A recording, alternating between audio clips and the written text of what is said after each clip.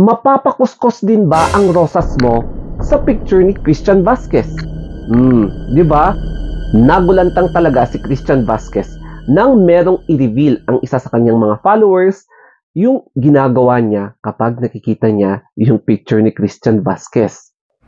Huwag niyo na pong hanapin ang comment ni Coraline dahil iyan ay binura na ng TikTok kaya wala na pong comment.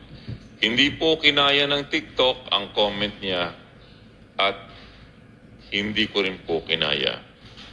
Pero mas hindi kinaya ni TikTok kaya binura ni TikTok.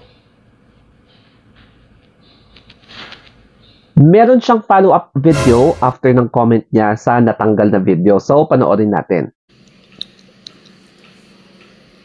Naku po, huwag mo nang alalahanin at huwag mo na rin ipaalala. Alam mo kung bakit? Kasi tingnan mo to. Si TikTok nga mismo ayaw na niyang maalala. Tinanggal niya yung video. Ayan. Community guidelines tuloy ako dahil sa comment ni Coraline.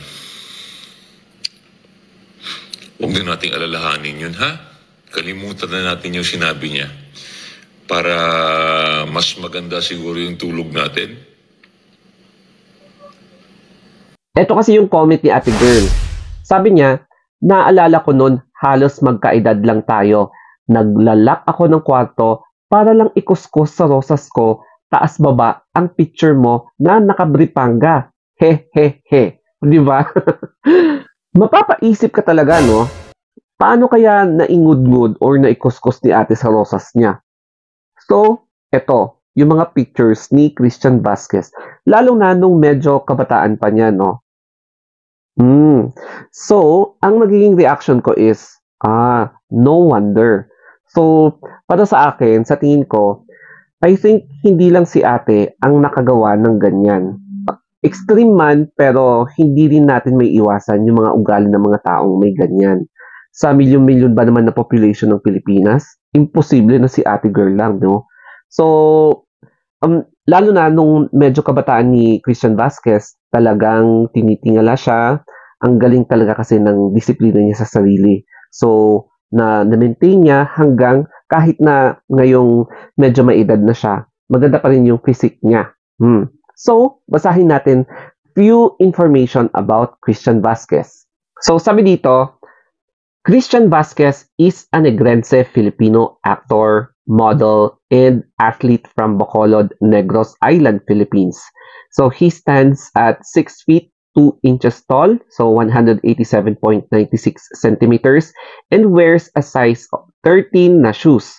So, if you do the math, 13 divided by 2 equals 6.5 plus 1. So, equals 7.5. Ayun. Hiligaynon, Ilonggo. So, he rose to fame in the late 90s with PLDT, Philippine Telecom Company TV ad. Then, parlayed his momentum into film and television, acting where he is still alive today. So, nakikita natin siya sa mga television, no? And Vasquez has been dubbed as one of the hottest Filipino actors of the 90s and early 2000s and still now.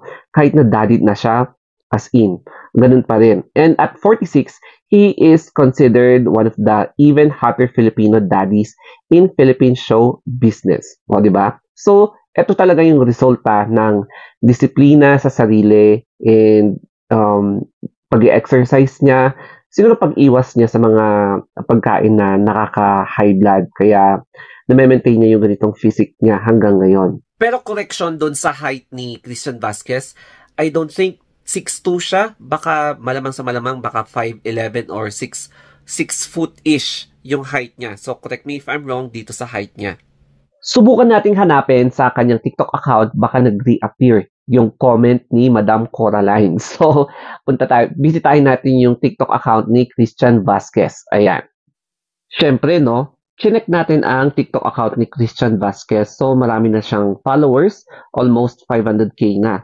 So, ang target natin dito is yung comment ni Madam Caroline or Coraline. Puro Coraline na yung nagko-comment sa kanya, oh. So, hanapin natin yung mismong comment niya. So, ang makikita natin dito is mukhang wala. So, eto yung last na nag-comment siya about sa video na isa na nag-comment si Madam Coraline pero na talaga natanggal, no? So, nakita niyo naman siguro kanina na community guideline siya dahil may nag-report syempre. May nag-report, siguro flinag nila as, alam niyo yon, medyo ano siya, censored, mga ganon, kaya natanggal. Pero marami pa rin nagko-comment sa kanya. So, wala, natanggal na talaga. Pero hindi ko alam kung may nakapag-save ng video na yon, malamang sa malamang kasi milyon-milyong ang population ng Pilipinas, no? So, imposibleng walang nakapag-record doon. So, tingnan na lang natin kapag may lulutang in the future. Ito naman ang aking opinion. I think pwede nating i-associate yung behavior ni ate na nag-comment ng rosas tapos yung kuskus as manic, no? Manic behavior wherein there is an arousal kapag nakikita niya talaga yung picture ni Christian Vasquez, especially nung kabataan ni Christian Vasquez. Kasi nga, di ba, very disciplined siya, yung jeans talaga niya, no? Na pang model talaga, tapos matangkad pa siya. And alam mo yun, nasa kanya ang lahat.